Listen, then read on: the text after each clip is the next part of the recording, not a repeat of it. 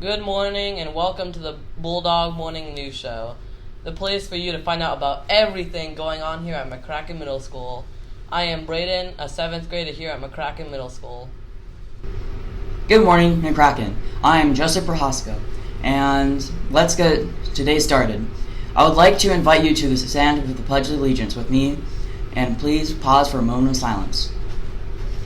I pledge allegiance to the flag of the United States of America and to the republic for which it stands, one nation, under God, indivisible, with liberty and justice for all.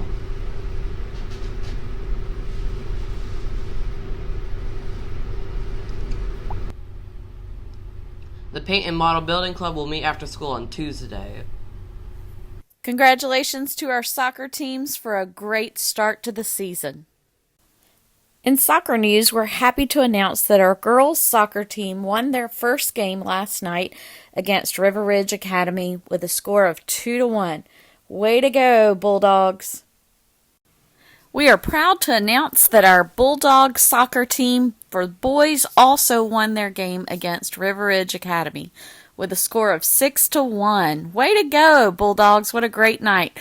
Our spring sports are starting to take off. Remember, if you would like to buy tickets to the event, you are to look on the host school's website under the PayPams, and you can order your tickets there. Here are our sports news updates. Boys and girls soccer practice Monday through Thursday after school until 5:30 p.m. Boys baseball practice meets after school Monday through Thursday until 6 p.m. Parents should pick up students at the MC Riley Field. Girls softball practice meets after school Monday through Thursday and lasts until 5:45. Parents should pick up students at MC Riley Field. Track and field practices after school Monday through Thursday until 5:15. Meet at the track. Don't forget that as we continue to celebrate Read Across America Week, today and Thursday during your advisory time, it will be an emphasis on reading. So take this time to enjoy some good independent reading. Remember, if you need a book, we've got them here for you in the Media Center.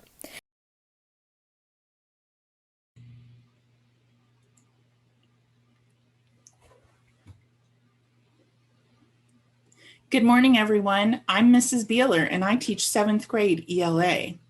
Today, I'm here to talk to you about some of my very favorite friends, books. Books are really important to me, and it's not just because I'm an English teacher. I enjoy reading books because it helps me escape from everyday life. When I'm in a good story, I can travel the world and never even leave my home. It's awesome.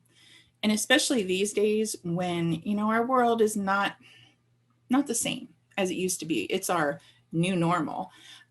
Sometimes I get a little depressed and I think, wow, woe is me. How can I focus on my life and have a good life and all of that? And then I start reading a book where maybe the main character has a lot of problems they're dealing with. And I realize that, hey, my life's not that bad. So what I'm trying to say is that a book is a good way to escape the world that you're in and find another one that you prefer. So when you get the chance, please stop by our media center and check out a book with Mrs. Sunday or Miss Europe. Or if you're virtual like me, you could always go to the class link and find the Sora app. It looks like a little spaceman going shoo, flying through the air, and you can read a book online. So make sure you have a book, and happy Read Across America Week.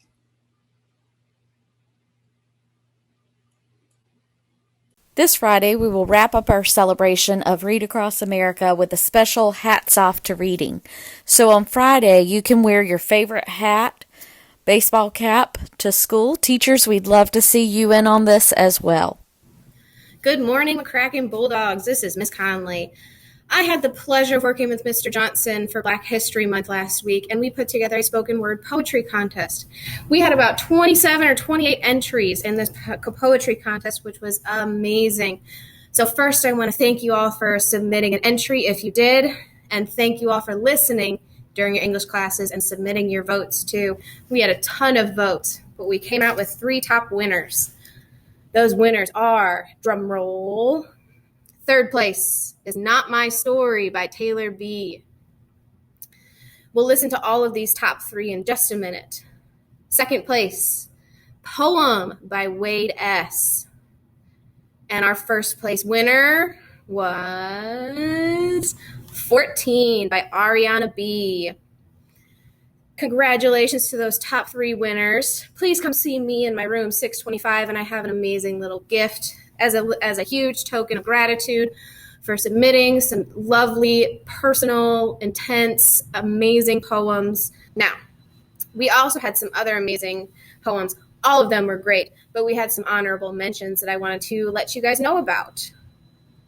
Do I Exist by Riley A. It Wasn't Just You by Martha A. Untitled by Riley T. And I Am by Sage F. So these were honorable mentions. They got 20 or more votes. Congratulations to those people as well. And overall, thank you so much for participating. You all are amazing. You really put yourselves out there, and I appreciate it so much. We are all so proud of you here at McCracken.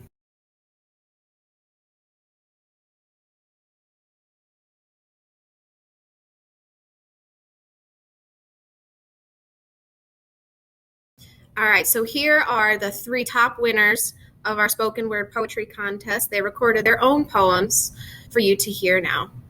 This is third place, Not My Story by Taylor B.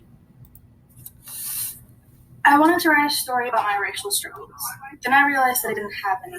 I wanted to speak out on my behalf about how much people of color struggle every day. Then I realized that I couldn't, but I can still use my voice so that people will listen to those who can't speak out about it. To those who have no voice because no one will listen or just simply don't care. So I'm going to use my voice so that the silent will be heard. I was going to talk about how scared I got when I saw an employee following me around the grocery store thinking I'm going to steal something. But I can't because that has never happened to me. I was going to talk about how I make sure I'm going to the correct speed at all times so that I don't get pulled over. But then again, I can't because I have never had that fear of having a skin color that is so discriminated against and hated upon for something that they cannot control. So I will use my voice to tell their story so that the silent will finally be heard.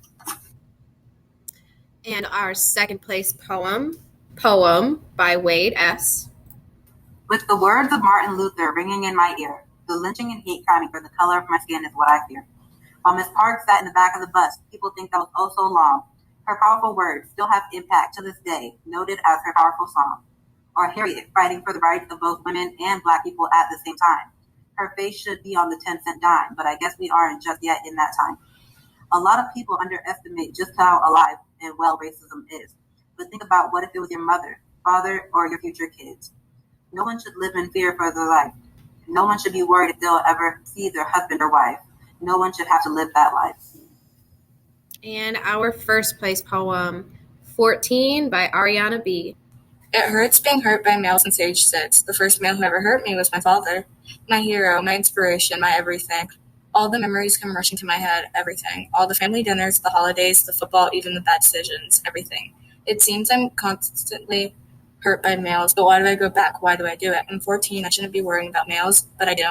Maybe it's because I crave the validation, maybe the love, maybe the care. Maybe I crave the attention I always wanted from my father that he gave to other things. Maybe that's why I try this whole relationship thing on a never-ending cycle. I'm 14. I just want to be loved the way my father never actually loved me. Maybe that's why love always hurt me. Maybe that's why it hurts so bad when they leave. I had my first love at age 12 and watched him fall into the wrong path. But why would I put myself through that when I knew what my dad was doing in the bathroom at age 8? Because of the validation? Maybe that's why I stopped myself from getting too attached now. Maybe because now my dad's gone and he's gone too. Now I'm continuing the never-ending cycle of relationships, but I won't let myself get too close to this one because I'm afraid to get hurt. The relationship before this one ended as he was on his way to my best friend's house to tell her he loved her. I got that call and it broke me. I broke down into tears and I promised myself I would never get that attached again. I'm 14. And there you have it, folks. Your top 3 winners of the spoken word poetry contest. Again, I want to thank you all so much for participating. Those of you that submitted poems and those of you that voted and listened to your classmates' poem. If you see these guys around school, tell them that was an amazing poem. Give them some love, some respect, because this takes a lot of courage to submit a poem from your own brain, from your heart, from your soul, to have the whole school listen to it. So we are proud of you, we respect you, and we thank you so, so much.